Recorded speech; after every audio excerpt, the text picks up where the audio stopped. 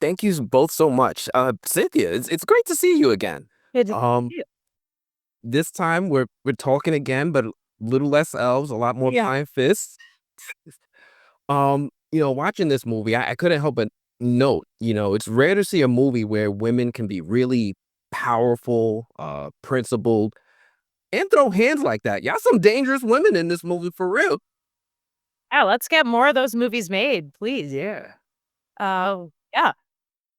So I'm gonna start with you. Daniela, I got something for you. Don't just wait.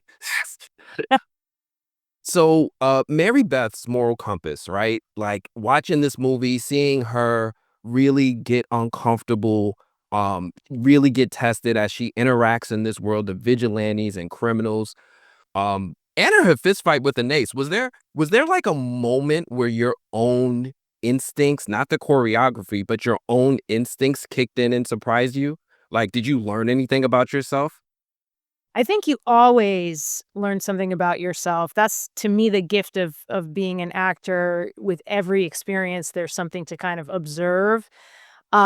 It's funny because in my life, like me, Cynthia, I am not a fighter. I do not have the fighter's instinct. I'm a scaredy cat. I would probably turn and run away. That's just like me being honest. I know myself.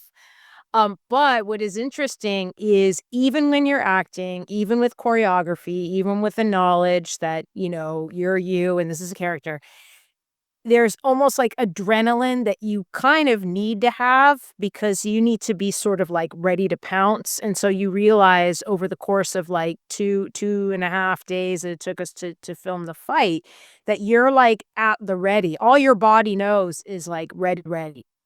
And so it's really tough because like, yeah, as you can imagine, it's like a 12-hour day or whatever. And at night, you're just completely depleted because your body is just in like a fight mode. Um, and yeah, I mean, it's very satisfying to be given something that feels like a challenge. Like, okay, we want to live up to what they're giving us with this, amazing fight sequence that Danielle and I have and feel like you triumph over that challenge, like you want to make yourself proud, you want to make all the other people proud who are involved in, conceiving the fight, our stunt department, our stunt doubles, the director, obviously. So yeah, I think it's just like the hardest things are the things that are the most daunting once you're on the other side of it, and especially once you see it on screen in context. There's a lot of pride because you're like, "You know what? This isn't just, like, my effort. This is a collective effort." There are a lot of people from the writer on down that have envisioned this and want this to be as good as possible. So, yeah, I think just having a sense of, like, accomplishment of, like, that scared me in actual life, and I'm proud we were able to pull it off, for the movie. And Daniela, I told you I had time for you. How are you doing today? It's nice to meet you. Thank you. It's so lovely to meet you too. I'm doing good. We are this is we're at the tail end of promoting this awesome movie. So I'm sad to see it come to a it's weird. It's coming to a close for me, but it's literally about to be introduced. Yeah, comes out this weekend. I'm excited for everybody to see this. Yeah, me too. Now, I've been doing a little bit of research, and you said that preparing for this film was the most physically intense thing, the most physically intense role you've taken on.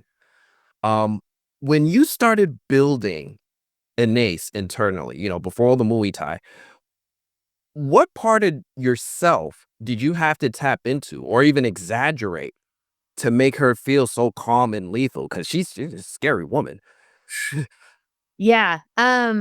Well, I remember there's this guy I work with named Tyler Rice, and I tape all my auditions with him, and we work together, and we have a lot of fun. And when I had auditioned for this part, we just kept saying, he kept saying, okay, make it more still, even more still, even more still. And I was like, Tyler, I'm not moving. And he's like, that's it. Like, don't blink. Go as long as you can, not blinking. But that whole performance was so very different for me, and obviously different from like who I am in real life. But she's basically a woman that is not. I mean, she's a woman because she's wearing like hair and she's like anatomically a woman. But I think what's going on in the head is like not someone who's plagued by empathy or plagued by any of these sort of more human qualities. It's just like, this is what I'm gonna do, and now I'm gonna do it. Um, and I think when you see a woman who's not walking through the world, whether it's like tailoring to somebody else or is clearly on a mission to just cold blood murder someone, I think it gives everyone the heebie-jeebies.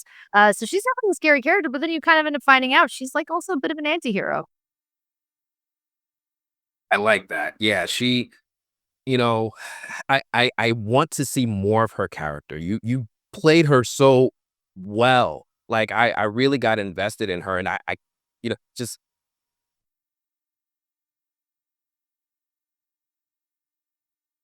both of your characters are played really well, and both of your characters are survivors, but like in really different ways. Yeah. What did you each personally find the hardest thing to just get right when stepping into that survivor mindset? And Cynthia, if I could start with you. Yeah, I mean, it's interesting because obviously there's like a certain amount of intellectualizing you can do when, again, you're reading it on the page. And then, we didn't necessarily film exactly sequentially in order in terms of like the story beats, but I think where we could, we did. And Yeah. sometimes, like I know with the fight, for example, because it was toward the end of the shoot, we'd both had a lot of time to really get familiar with the character and really get into like the literal physical body of the character, the mindset of the character. We'd interacted with other characters at that point. So you kind of feel like you have like lived some little tiny portion, even if it's for like a couple months, but you've lived a little bit of that character's life. And so I don't know, for me it's hard because it's like there's a certain amount of thinking on it, and then there's just the sort of being and doing, that kind of lead you to a place. So it's hard to answer in some ways because I think once you sort of go through the analytical aspect of it and talk with Gavin, there's a lot of conversation with Gavin about what he also sees for these characters. Then you kinda set that to the side and you play. And then you're in the environments, you're with the other characters, you're reacting in real time. And I think for Mary Beth, like, again, who she is in the beginning of the movie is not who she is at the end. She's a different person. She's sort of her eyes have been opened to a sort of a new way, so to speak, without getting too spoilery about it. But I think for all of these characters, where you find them in the beginning and where you find them at the end, they all change in some way. Yeah. And yeah, Anaïs, please. I think that when, without giving away anything or any spoilers or anything like that, I feel like Anais is almost like a shark being born and doesn't know it's a shark. It's just doing its instincts. It's just existing and like living, and maybe it's killed its sibling in the womb, and it's like that's just like second nature. That's just how it is. So I think that she's basically in shark mode until we see this little glimmer of someone, something else that's in there, and that even maybe this shark has a softer side. So I obviously feel like she's rooted in trauma and rooted in and you know, uh yeah, rooted and she's complicated lately. Well, I just wanted to just touch one last time, right? This vicious showdown that you two have. Beyond the choreography, what kind of conversations did you two have in order to prepare for like, beating the hell out of each other for 2 days straight? I mean, I guess it was a collective conversation. Again, there's like the character angle, but then there's also our entire stunt department, which, we had the actual coordinator, Fernando Chen, but then it's like a whole team. And these guys are both responsible for all the other stunt Yeah. sequences, but training us up, getting us ready, making us feel prepared and safe. So there's like, again, the logistical part of it and the technical aspect. But I think in terms of, like, from a character place, it's almost like you wanna just be in your character and just literally meet, because Danielle and I had all this time to train as ourselves, And then it's really only like once we got to that we were in character. It's almost like, oh, I've never actually experienced you in your character and vice versa. So it really kind of felt in that sense like this really is this sort of we're coming face to face in a really cool way. But I think, again, you talk about it and you sort of decide on some things, and then you just got to get in there and you just got to like be on your feet with it on the day. And it requires an incredible amount of trust because you're trying to sell these hits and punches, but you're not trying to actually hurt anybody.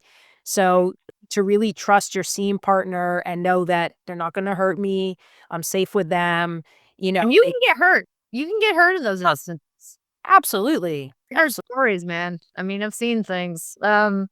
Yeah, and it helps when I think you have such a good relationship with your scene partner. In fact, earlier today, Cynthia was like, "Yeah, I feel like you can make it more brutal if you actually are comfortable with the person who you're acting with, oddly enough." That weirdly helps. Yeah, because you trust each other. You Yeah. trust each other and you know that, like, we both had the shared goal of, like, we want this to be brutal because the brutality is what's gonna get the audience to be like, "Oh," and, they gasp, they make noises when they're watching this sequence, which is great. It's like, yeah, you want people to, like, feel the hits and be like, "Oh, no," and, like, put their hand up and be like, "Ah." So I love that. I'm like, yeah, it means we did our job. Yeah. Well, you guys absolutely did your job. You nailed that scene. I'm low key hoping for like a Cynthia Daniella spinoff movie. Let John and Ben have this. You guys can carry your own film. I'm putting that energy out there. You don't even have to be low key at it. Yeah. uh, Leave it at that. Well, thank you both so much. I really appreciate your time this afternoon. Cynthia, always a pleasure. Daniela, nice to meet you. We're gonna talk again. Great to meet you, Anthony. I'm going to talk to you again. Thank Good you. to see you, and, I see those Funko Pop dolls. I'm, like, trying to, like we need the Accountant 2 Funko Pop. I need to be Funko Popped. Like, Yeah, so we gotta get popped. we gotta. PR people, you guys are listening, right? The Funko Pops for the accountant. Well, thank you again. You guys enjoy the rest of your day, and I hope you guys have a wonderful weekend. Thanks. You too. Bye. Bye bye.